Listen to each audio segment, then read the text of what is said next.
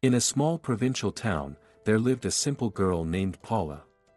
From a young age, she faced many hardships, enough to last several lifetimes, yet it was all her burden alone. When Paula was just a few months old, her father abandoned her and her mother to seek a better life. Paula hardly remembered him, and her mother never spoke of him. Frances had to raise her daughter alone. It was very difficult. Without a proper profession, Frances worked as a cleaner in a store. The salary was small, but the store manager always helped her, sometimes by giving her groceries, other times with a small holiday bonus.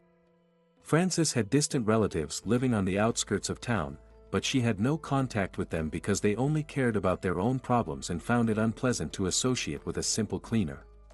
At night, Frances often cried and cursed her fate, but in the morning, she would head to the store to clean the floors before it opened. She had to bring little Paula in a stroller and leave her in the back room.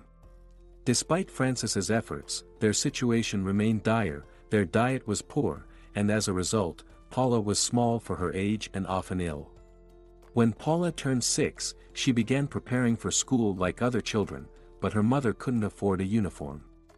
Frances dressed her daughter in the best dress she had, which she had altered from her own suit. Paula, holding a modest bouquet of flowers, proudly looked at her future classmates.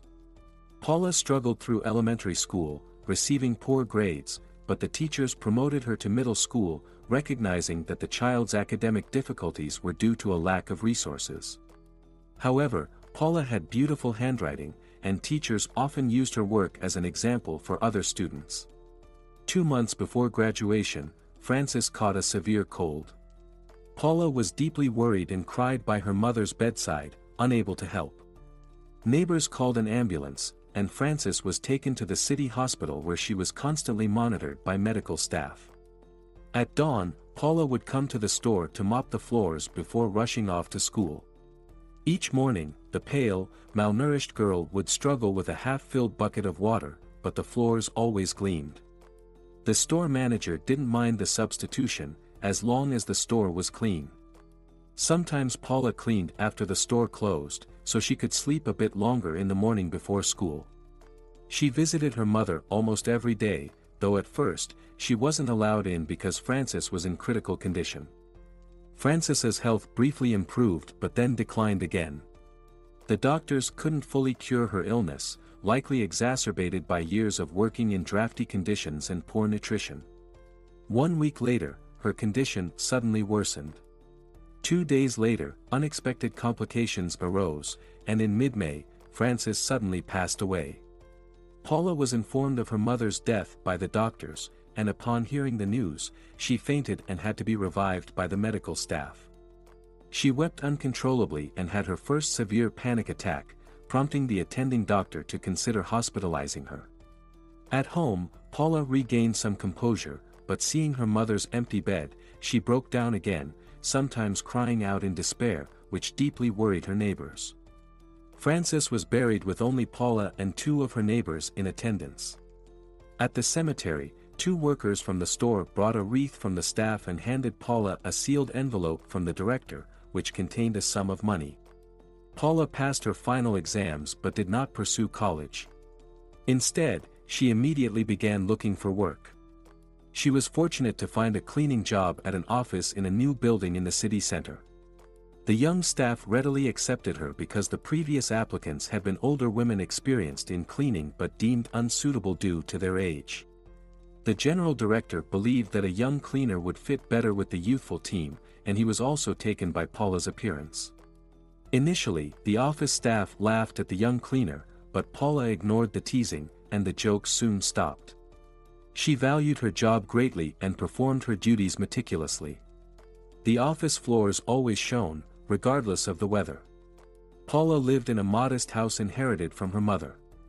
6 months after her mother's death, she officially inherited and transferred all the documents to her name. Her salary was paid regularly, so she never had debts. She lived modestly and alone. Paula's personal life was uneventful. After reaching adulthood, she spent most of her time at work and had no close friends. Young men her age were looking for fleeting adventures rather than serious relationships, which did not appeal to Paula. Like all girls, she dreamed of true love and romantic relationships, where her partner would kiss her tenderly instead of breathing cheap alcohol in her face. Years passed, and Paula's personal life remained unchanged. However, when she turned 20, she had a brief relationship with a young man named Alan, who was drawn to the modest girl he met at a disco. They dated for a few weeks, and Alan even hinted at marriage. But after visiting Paula's home and realizing her poverty, he decided not to pursue the relationship further and quietly disappeared from her life.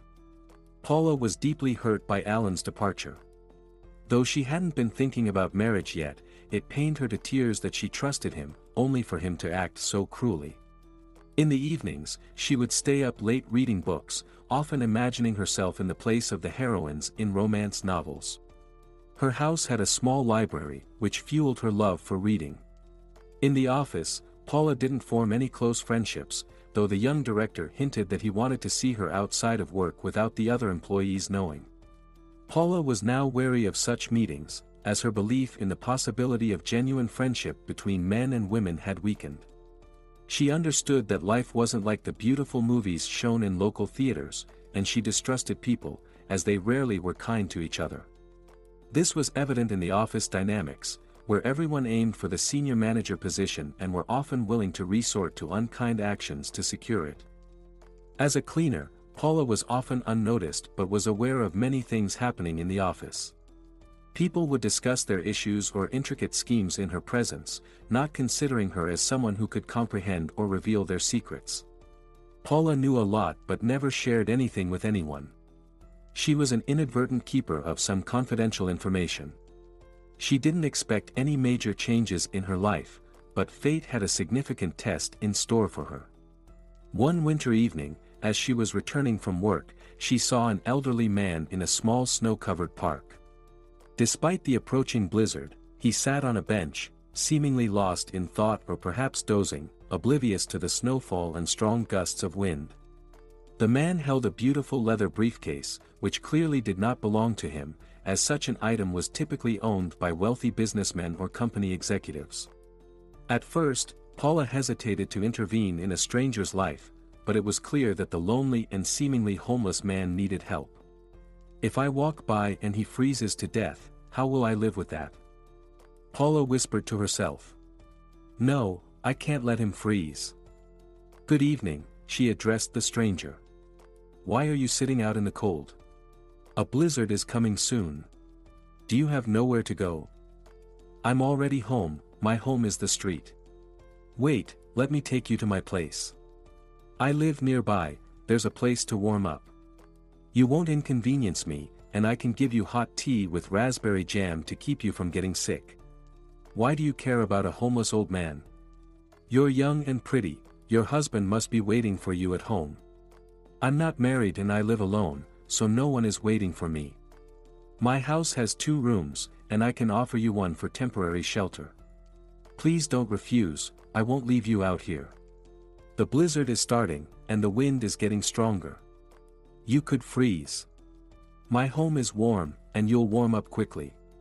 The elderly stranger clearly hesitated. On one hand, he was already quite cold, but the idea of going home with an unknown young woman made him wary, as he had long since lost faith in the selfless kindness of others.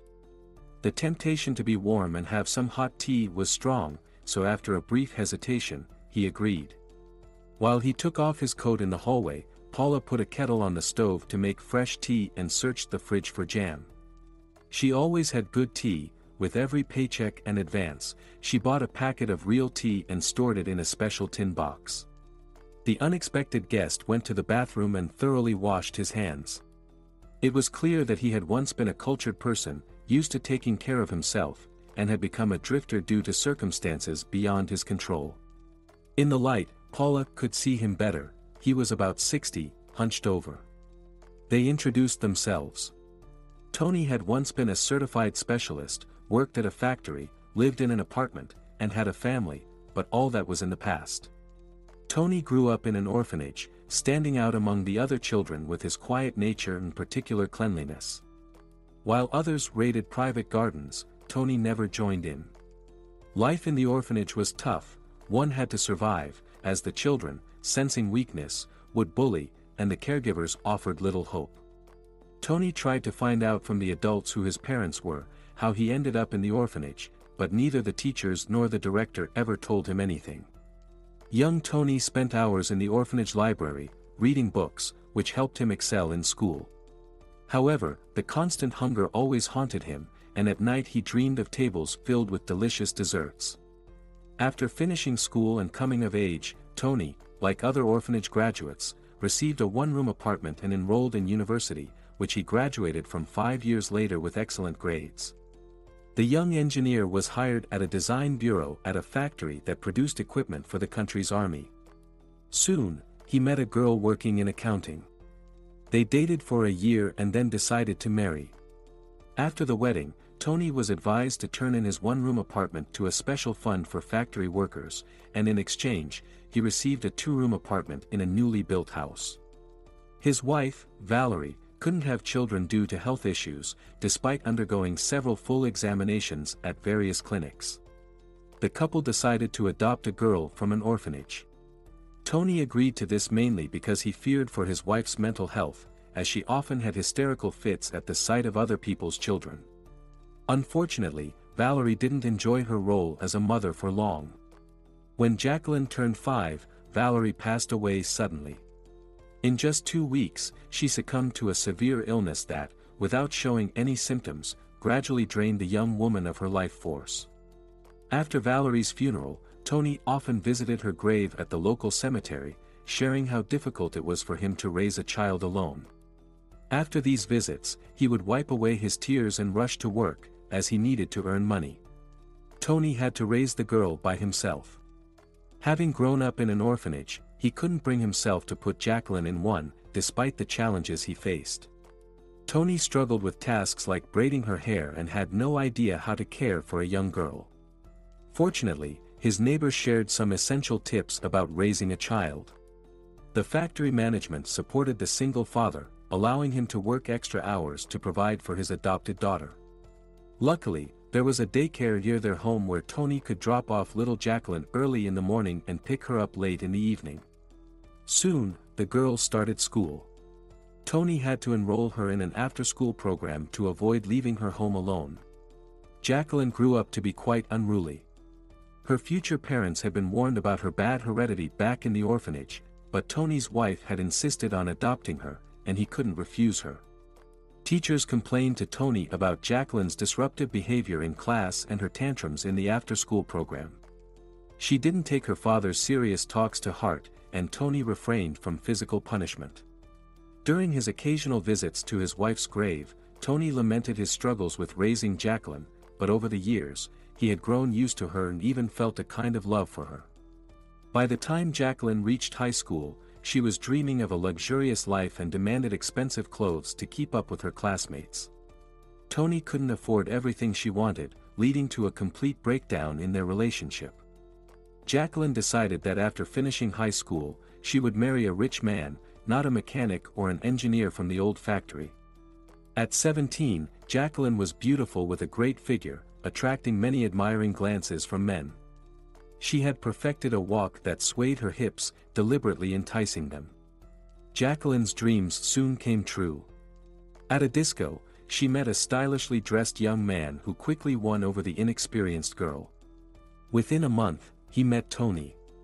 Initially, Joshua seemed like a good match, but while Tony was good with technical matters, he wasn't good at reading people.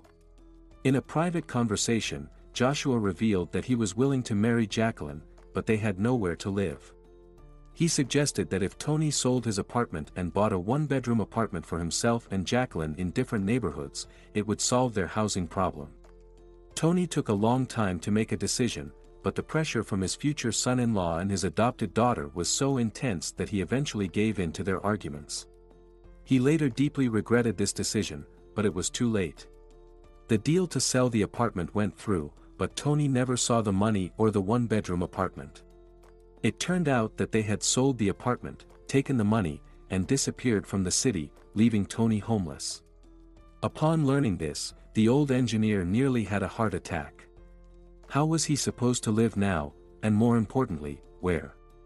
He had to ask the factory management for a room in the dormitory, which they granted him.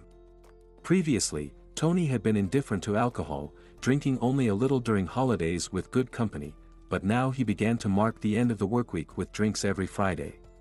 Soon, his colleagues saw him in the bar every evening, leaving late at night in a rather unsteady manner. 6 months later, he was fired for repeated absences and drinking on the job. Naturally, he also had to leave the dormitory. Tony had been living on the streets for over 10 years. In the early years, he became quite close with a local janitor, who sometimes let him sleep in the tool room. But the janitor eventually left town, and Tony lost his only friend. He stopped drinking because he could barely afford it. Sometimes, he ate at a church that organized free meals for the needy and homeless.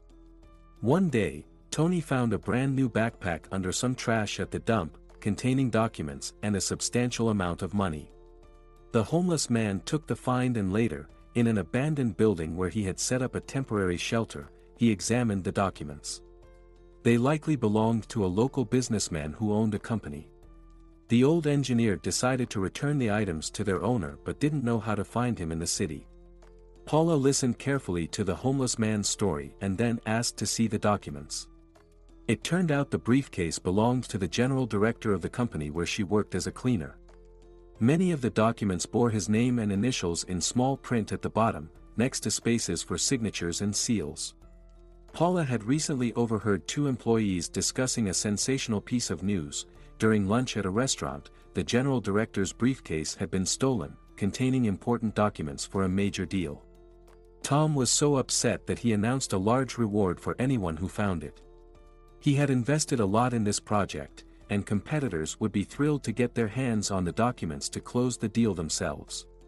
"Please take me to your boss tomorrow morning," Tony said. "I want to return his briefcase. The monetary reward would be very useful since I'm completely out of funds and have no way to earn any." "The forecast says the blizzard will last all weekend," Paula replied. "We've been told the office will be closed until Monday, so you won't be able to go anywhere. You'll stay with me. Don't worry, I won't charge you for staying here. Let's just consider it a visit. When the weather improves, I'll take you to the office." The elderly homeless man was moved to tears by her words and assured Paula he would repay her kindness in the future, but she insisted she needed nothing in return. The storm lasted until almost noon on Monday. So much snow had fallen that the city's transportation system came to a standstill, and even the best drivers didn't dare take their cars out of the garages. Almost all the men in the small town went out to help the municipal services clear the streets and sidewalks because the janitors couldn't manage on their own.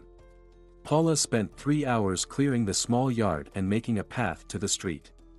She forbade Tony from going outside because he had been coughing heavily at night and had a high fever. "There's no need for you to be out in the cold. Stay inside where it's warm. We probably won't be going to work today, we'll postpone everything until tomorrow. The boss called and told everyone to stay home, but we need to be in the office by 8 o'clock on Tuesday, no excuses." The meeting between the former homeless man and the company director took place in the CEO's office. None of the employees knew what they discussed for an hour. Soon after, Tom called in the head of HR and the chief accountant. Paula was delighted to learn that Tony was now going to work as a security guard, rewarded for his honesty. Tony hadn't spent any of the money he had found, and the boss rewarded him with a month's salary as a guard. The director's personal driver, Samuel, took the new employee to a barber shop and then to the nearest store, where the company bought him a suit, a white shirt and sturdy shoes as his uniform. Tony was transformed, the suit highlighted his figure, and the new haircut and clean-shaven face made him look younger. He now greeted employees with a smile every morning and was the last to leave, handing over the premises to the night guard. Tony lived with Paula, referring to himself as the grandfather. With his first paycheck, he bought a large shortbread cake from the bakery and 2 packs of premium tea. "Why did you buy this particular cake? Don't you like sponge cake?" Paula asked. "The thing is, sponge cakes are soaked in brandy, and I'm now living a sober life." Plus, my late wife used to bake these shortbread cakes masterfully for family celebrations. Tony wanted to contribute to the rent, but Paula refused. So, the former homeless man made a condition that he would either buy groceries or give Paula money for them. Otherwise, I'll move to the dormitory. Tom said it would be no problem to arrange a separate room for me there. Living with the old man was easy for Paula, and she found it less lonely. There was always someone to talk to, and Tony, whom she now called Grandpa, had many life stories to share and could give wise advice. By nature, Tony was sociable. While working as a guard, he met and became quite close friends with a young doctor who often visited their boss, his more successful friend.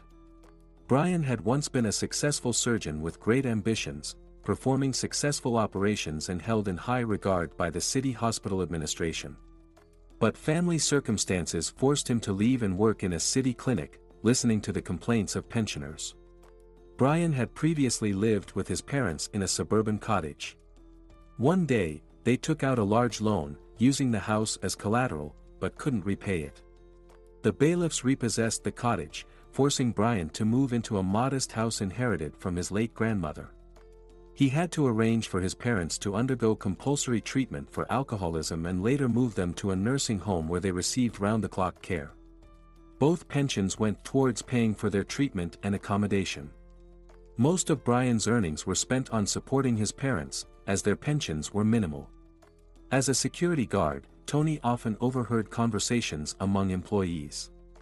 One day, he happened to overhear a discussion between the CEO, Tom, and a local fortune teller who had been trying to catch Tom at the office entrance for days, as she hadn't been issued a pass. "I see you have serious health problems, and you are in mortal danger if you don't have surgery soon. I know a good surgeon who can resolve this issue for a modest fee. There's no need to worry. I have an old friend who can handle this easily, and I ask you not to bother me again. Tony, please ensure this woman never enters the office. If she appears again, call the police immediately." Tom decided to verify the fortune teller's claims because he had been feeling some deterioration in his health recently. At the end of the day, he would be extremely fatigued, so he turned to his longtime friend to check his health. Brian conducted an examination but found no pathologies requiring urgent surgery. "You need to take some vitamins and certain stimulating medications, perhaps get some 4 drips to cleanse your blood, but I wouldn't advise surgery." The businessman followed his friend's recommendations, and after 3 weeks, he felt much better. An investigation revealed that the fortune teller had been hired by competitors aiming to sideline Tom temporarily to snatch a lucrative contract for building a new entertainment complex in the city's Central Park. Law enforcement took an interest in the fraudster, and as a token of gratitude, the businessman gave Brian some money to build a clinic, fulfilling Brian's lifelong dream. Years passed. Tony continued living with Paula and was about to retire when he suddenly lost consciousness at his post. Paramedics took him to the city hospital. In the ICU, Tony unexpectedly fell into a coma, and outsiders were not allowed to visit the critical patient. Paula would stop by the hospital on her way home, but no matter how much she pleaded, she couldn't see Tony. The ICU had strict visitation rules. A week later, Paula scheduled a meeting with the CEO and requested time off to care for Tony. "They don't allow visitors in the ICU, but they urgently need orderlies for patient care, so I want to work there to personally look after my grandfather. I understand your dedication and am generally okay with it, but the office will get dirty in your absence since we have no other maintenance staff. I can do the cleaning after all the employees leave." "Then why do you need time off? You can work on a different schedule, and I'll notify the building security. Tony is a valuable employee. You know he was once a highly skilled engineer before he ended up on the streets. I was thinking of making him a technical consultant, but then he suddenly fell ill. I'm sure he will recover, it's important to be there for him. Some doctors say that patients in a coma can still hear and feel, so I want to be close to him." While working at the city hospital, Paula met a fairly attractive orderly named Benjamin, who was raising a young son alone because his wife had left them and moved out of town. Benjamin's son, Bobby, was born with a congenital defect, a curvature of his left arm that required surgery, but they couldn't afford it. Benjamin was doing his best but couldn't raise the necessary funds. Gradually, Paula and Benjamin developed a friendly relationship, but they couldn't meet outside of work. Benjamin's son needed constant attention, and Paula rushed to the office after her hospital shifts to tidy up. Tony remained unconscious, but doctors assured that significant improvements were expected soon, provided they could obtain the scarce and expensive medications, which Paula couldn't afford. She could have asked Tom for help, but because of his apparent interest in her, she hesitated to do so. Recently, the director had asked her out several times, but she always found a reason to decline. Honestly, she was attracted to the focused young executive but was cautious about hoping for anything serious, even though he had clearly hinted at his serious intentions. One day, as Paula was sleeping at home after another exhausting week at the hospital, a few large black cars pulled up outside her house. An elderly man dressed in an expensive suit, who looked very much like Tony, got out of one of the cars. He quickly unlocked the gate, entered the small yard, and then approached the front door and rang the bell. Paula opened the door and was stunned with surprise. At first, she thought she was dreaming, but the stranger reassured her. "I'm not a hallucination or a dream. My name is Ron, and I am your guest's identical twin brother. We were separated for a long time. My adoptive parents never told me the truth, only before she died did my mother reveal that I have a twin brother. Our biological parents died in a car accident, and by a stroke of luck, my brother and I survived. However, due to the confusion at the scene of the accident, we were sent to different hospitals. I was taken to orthopedics, while Tony went to neurosurgery due to a head injury. My future parents had long dreamed of adopting a child from an orphanage, and fate gave them a surprise. Norma was the head nurse in the department where I was treated for an open fracture of my arm. When I regained consciousness, I had no memory, which my future parents took advantage of. Brandon was a businessman with the right connections among city officials. With significant money, any opportunity opens up, so they soon adopted me and took me home. They kept the fact that I had a twin brother a secret and forbade the orphanage director from saying anything. That's why I never searched for Tony. I graduated from school with honors and then went to university. Later, I started my own business and achieved great success. I am now a billionaire, with my enterprises not only abroad but also in this country. When my parents died last year, my mother confessed that my twin brother lives somewhere in my hometown. She apologized for separating us as children, but they didn't dare adopt Tony due to his poor health and amnesia. Doctors said my brother was unlikely to survive, but he managed to overcome the illness and become a normal person. Medicine wasn't advanced back then, and doctors sometimes had inaccurate forecasts.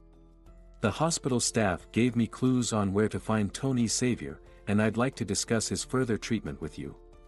Ron and Paula talked for several hours at her home, and the successful businessman proposed a reliable solution. He would transfer his brother to a private clinic where medical professionals would handle his recovery.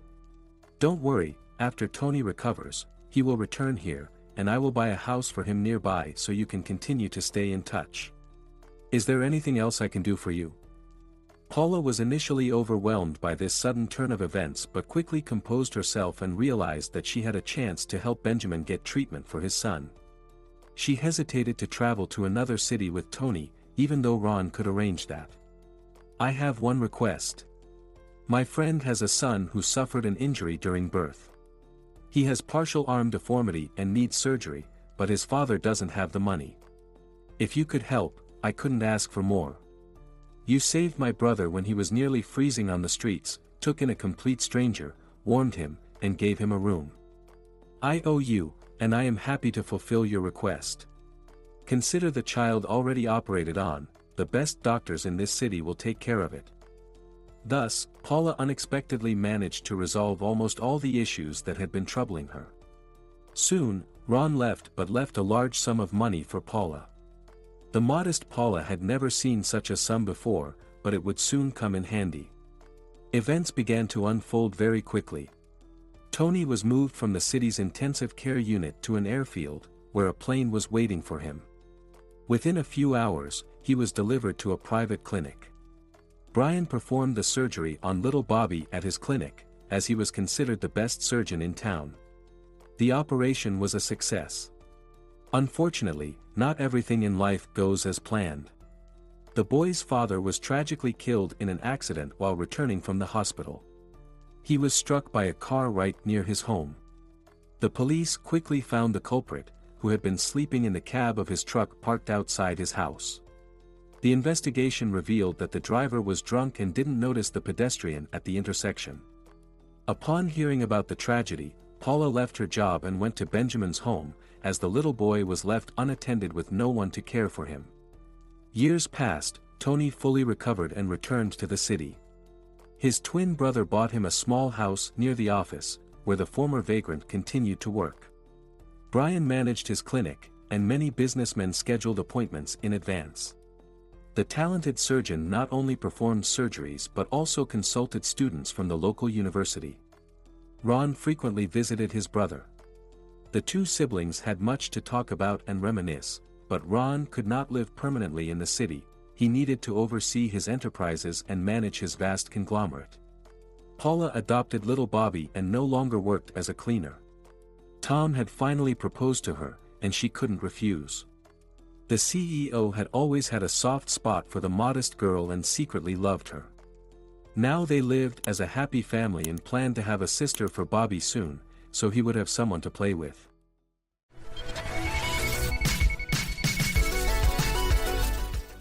All right, everyone's presentations are done. Nick, the manager, said as he tried to move the discussion forward. Excuse me, I haven't. I recently found out something. Nick interrupted me and began to speak. There's apparently someone in this department who didn't graduate high school and is just a part-timer. Meetings should be for employees only. Absolutely right. His lackey, Mike, of course, agreed with Nick. I'm leaving. After leaving the meeting room, I started to shut down my computer. I noticed that an email had arrived, not in my personal inbox, but in the company's shared email. Thinking, there's no point in speaking up, no one will listen, I went home quietly. The next day, I heard a commotion from Nick's desk. He was staring at his computer screen, his face pale. Nick? Is something wrong? Mike looked at the screen with him. And he turned even paler than Nick. Why is he so angry? Knowing the reason for Mike's distress, I thought to myself, serves them right. My name is Adam. My mother passed away when I was in the 9th grade, and I was raised by my father. Well, you could hardly call it being raised. After my mother passed, my father changed. He drowned his sorrows in alcohol, and though he still went to work, he squandered our living expenses on horse racing. Because of that, I had to start working part-time as soon as I entered high school. Every month, I went to the convenience store with bills in hand that couldn't be auto-deducted from my father's account. Even though I endured it because I didn't want to be alone, I reached my limit in my second year of high school and dropped out. I found a live-in job at a distant inn. Thank you for everything. The day I left home, my father, still staring at the TV, spoke. Take care. That was our last conversation. Back then, 18 wasn't the age of majority, so I needed my father's permission to work, and I couldn't hide my place of employment. Yet, my father never visited me even once. I kept working just to survive, and before I knew it, I was 42. Years of hard work paid off, and I was transferred to the headquarters. I was thrilled to be recognized by the company, as I thought I'd be working in the field until retirement due to my lack of formal education. Listen up. Our work can change the future of our employees.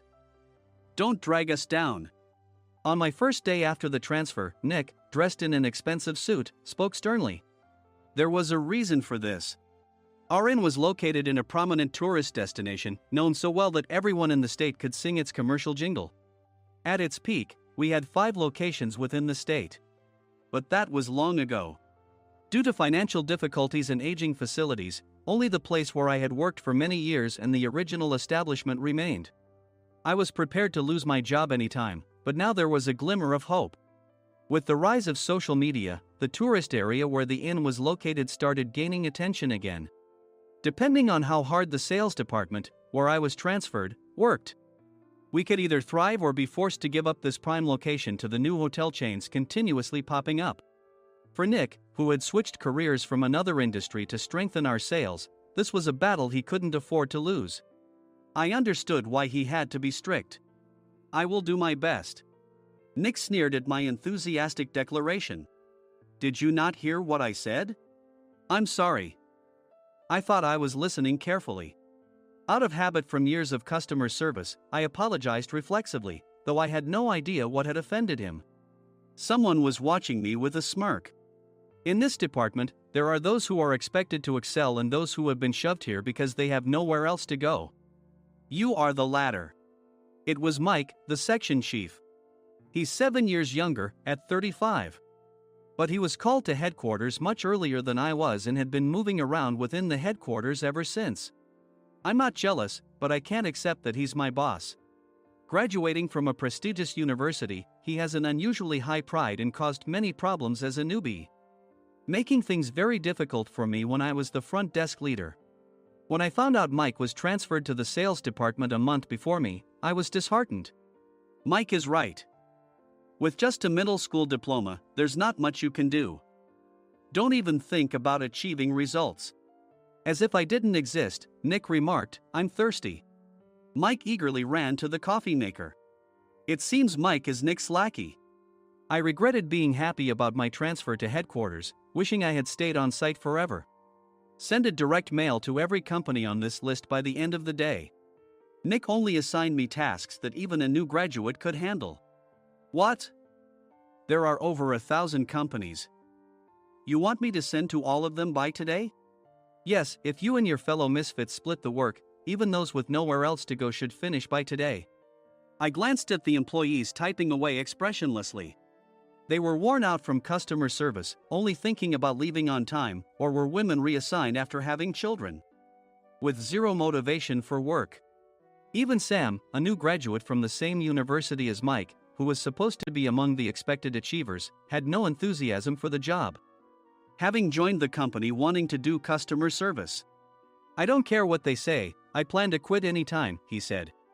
Only Nick and Mike were highly motivated, making all the decisions between the two of them. I originally only wanted to work at the inn to survive and had no particular attachment to this job. I swallowed my words, thinking I had no right to reprimand them. About a month after the transfer, Nick told us with a frustrated look. "To commemorate the 50th anniversary, we've decided to create a plan exclusive for one group per day. Originally, Mike and I were supposed to come up with it, but our president, Mr. Thompson, insists on hearing everyone's opinions. So, you all get a chance." As Nick explained, Mike began handing out prints. Make sure not to embarrass Nick. If your ideas are half-baked, you'll have to redo them. It seemed that they had printed his handwritten notes by Mr. Thompson, which included several questions and a section for free responses. It made sense why Nick had to seek our input, given that all responses had to be submitted to Mr. Thompson. We were given a week to think about it, and a meeting was scheduled to compile our ideas. My plan is to let guests enjoy both the old and modern America. Nick began the presentations. Guests would watch a master confectioner at a nearby traditional sweet shop make sweets in front of them. The welcome drink would be premium tea in a bottle. Nick's plan was certainly attractive. After his presentation, Nick called on us to present in the order we were seated. Just as I stood up for my turn. "All right, everyone's presentations are done." "Excuse me, I haven't. I recently found out something." Nick interrupted me. "There's someone in this department who didn't graduate high school and is just a part-timer." He was likely talking about me. I joined the company as a part-timer and was made a full-time employee when I turned 20. That was 20 years ago, so Nick and Mike probably had no chance to know until recently. Meetings should be for employees only. Absolutely right. After that, Nick kept creating opportunities to solicit everyone's opinions, purposefully excluding me from speaking. The meeting unexpectedly heated up and went past the scheduled end time. A few people asked to leave, and the discussion continued with the remaining few. "Still here?" Normally, you'd leave in that situation. Though I had no attachment to the job initially, hearing kind words from customers made me want to make them happier. For someone like me, with nowhere to go, the inn was my home and customer service was my life. I felt pathetic about my current self. I'm leaving. I left the conference room and started shutting down my computer. I noticed an email had arrived, not in my personal inbox, but in the company's shared email. Thinking no one would listen to what I had to say anyway, I quietly went home. The next day, while preparing the DM as instructed, I heard a commotion from Nick's desk. In his haste to stand up, he hit his knee on the desk. He stared at his computer screen, his face pale. "Nick! What's wrong?" Mike, thinking he should be the first to rush over, approached Nick while still wearing his coat. He peered at the screen with Nick. And he turned even paler than Nick. Why is he so angry? Who is responsible for this company? Nick, more irritated than ever, asked, and Mike answered without checking. Probably Sam. Sam wasn't there because he was attending a morning training session for new hires. Nick gave up on getting angry and returned his gaze to the screen. They were looking at an email that arrived right after the end of the working day yesterday. Apparently, no one, including me, had checked it before leaving. The email was from a large company that used us for their annual employee trips. The president and executives of that company also frequently used our services personally. President of the company, Mr. Mason himself, had declared that neither he nor his company would ever use our services again. Well, some companies cancel their employee trips or stop using our services due to financial struggles. Let's just move on. Mike kept wiping the sweat from his forehead with a handkerchief. Knowing why Mike was so agitated, I quietly watched their interaction. Do you know how much revenue we get from that company? We can find other guests to fill the rooms, but we'll lose the banquet costs, gift shop revenue, rental car fees, and more. Moreover, the gifts were supposed to be prepared by the traditional confectionery shop involved in Nick's proposed plan. If it's known that we incurred such a huge loss at this critical time, Nick's position in the company would be jeopardized. Nick took a deep breath, seemingly trying to calm himself. All right, Mike. Go to New York right now and apologize to Mr. Mason. What? You're coming with me, right? I have urgent work to do. I trust you, which is why I'm entrusting this to you. Please. Mike, believing Nick's sincerity, agreed with a determined look on his face, saying, yes. That's Nick for you. Even if Mike went to apologize, Nick would shift all the blame onto him if the client didn't change their mind. Well, it was Mike's fault to begin with, so it served him right. About 3 hours later, Sam answered a call from somewhere and repeatedly apologized, saying, I'm very sorry. Everyone watched to see what was happening. After ending the call, he informed Nick with a weary tone. When Mike arrived at the client's company, he only made things worse, further infuriating Mr. Mason. He was demanding, get his boss here immediately. It was no wonder Sam was exhausted, dealing with such a call right after returning from training. What is that idiot doing? All right, Adam, you're coming with me. If sacrificing Mike didn't work, then I must be next. Normally, I'd want to refuse at all costs, but I saw an opportunity in this situation. If I can be of assistance, I'd be happy to join you. I obediently followed Nick, and we flew to New York.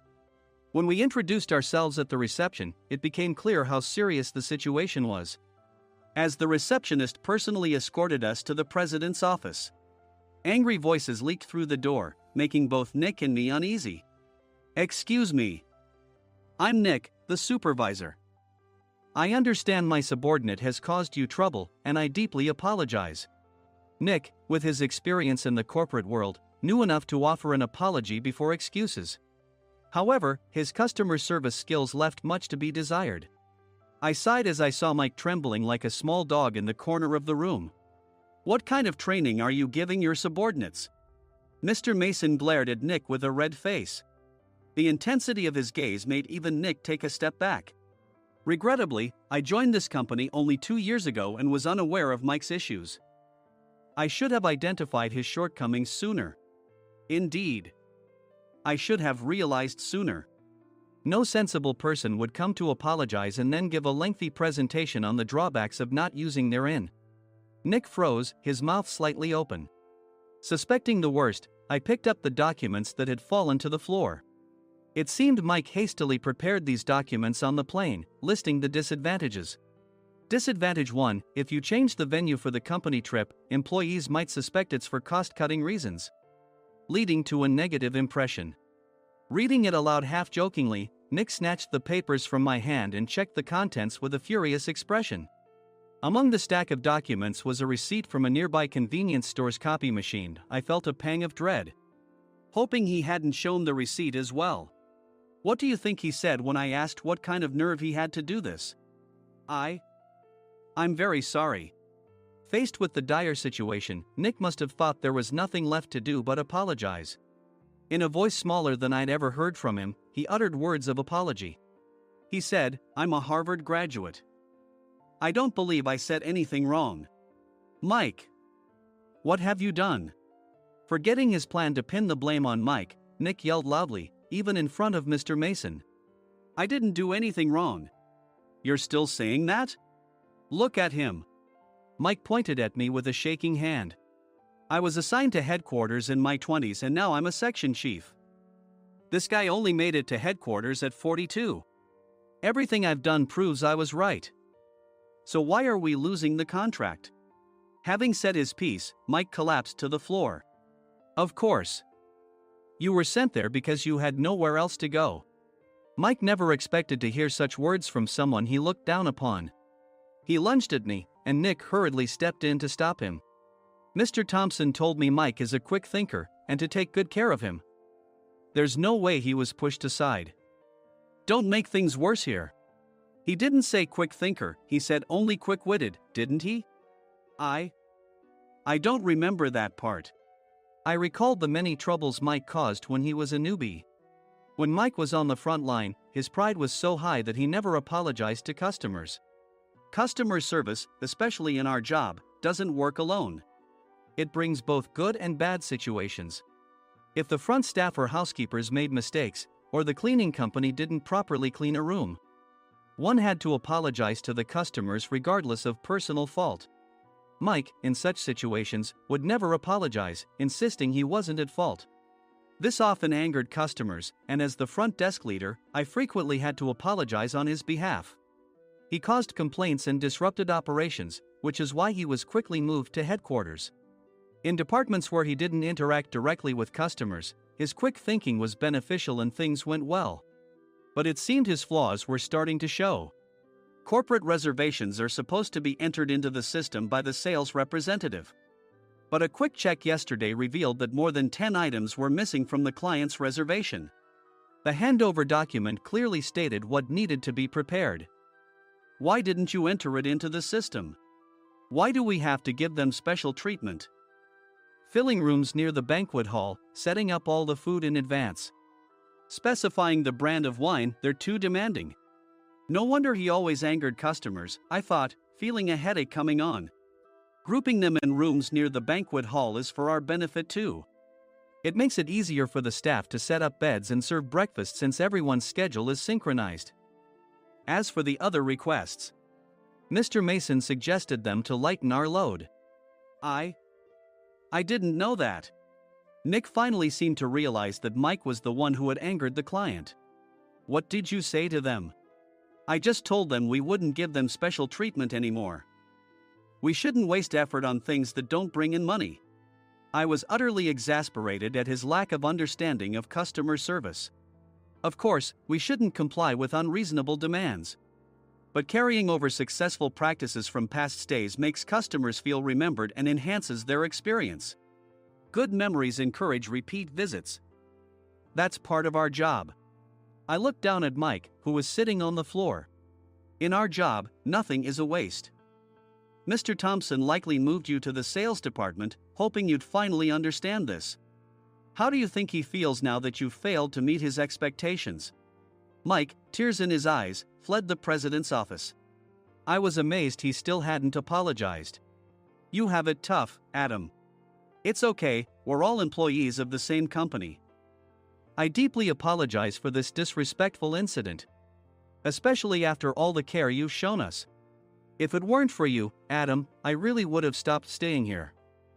When I heard you were moving to the sales department, I was willing to reconsider if you handled it. Seeing us talk so amicably, Nick's face contorted. Do you two know each other? Adam's service is excellent. I always requested him specifically. Normally, we don't accept specific staff requests, but we made an exception for Mr. Mason, adjusting my shifts accordingly. He had personally stayed at our hotel just before my transfer, and during casual conversation, I mentioned, I'm moving to the sales department soon. If I hadn't told him then, things could have been much worse. Please continue to take care of us. I look forward to it. On the return flight, Nick awkwardly offered me a can of beer. It's still working hours. Of course, I had no intention of forgiving him for a single beer. Nick might try to pin everything on Mike and avoid any consequences. While pondering this, a startling fact came to light. Nick, the tea bottles for the plan have arrived. I handed Nick a bottle labeled with our inn's name. They look good. What are you talking about? These are plastic bottles. I had assumed we would use the trendy, high-end bottling tea. But what arrived were ordinary plastic bottles of tea with customized labels. The only unique aspect was the label, which had the inn's name, making it look customized. Upon further investigation, I discovered that a substantial amount of money was set to be paid to the tea company. It was priced like bottling tea. Does this plastic bottle really cost $100 each? The tea inside is specially blended for us. The extra cost is for that. Wouldn't it be better to use another tea company? Or is there a specific reason we must use this one? As Nick continued to make excuses, I showed him a printed email. I informed the tea company's president, Mr. Mitchell, that we discovered irregular payments and he confessed. He said you two were high school classmates and planned to split the extra money. That idiot. Why did he confess? That's not important. You should worry about yourself, this could turn into a police matter. Opening the bottle cap, I suggested. How about calming down with this tea? It supposedly has a relaxing effect. Nick drank the tea frantically. In the following days, decisions were made about their fates. Mike was reassigned to the General Affairs Department, with no chance of transfer or promotion, as per Mr. Thompson's orders. As for Nick, since the payment to the tea company hadn't yet been made, he narrowly avoided legal trouble. Instead, he was encouraged to leave the company, and to avoid further complications, Nick submitted his resignation. Rumor has it that connections between HR departments have made it difficult for him to find new employment. Even though it was good to have those two gone, something unexpected happened in the sales department. Everyone became motivated and united in refining the 50th anniversary plan. In the end, my plan was adopted. We collaborated with the Tourist Information Center to provide personalized guides. The plan, tailored to the number of guests, was truly special for the 50th anniversary. Hey, is Adam's family coming to stay? I immediately booked that special plan for my family.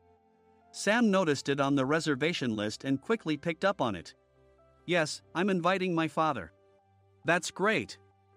I might invite my parents too. I lacked the courage to face my father just as Adam. But here, with the confidence Mr. Mason praised, I felt ready. The 50th anniversary plan was a perfect opportunity to reconnect with my father.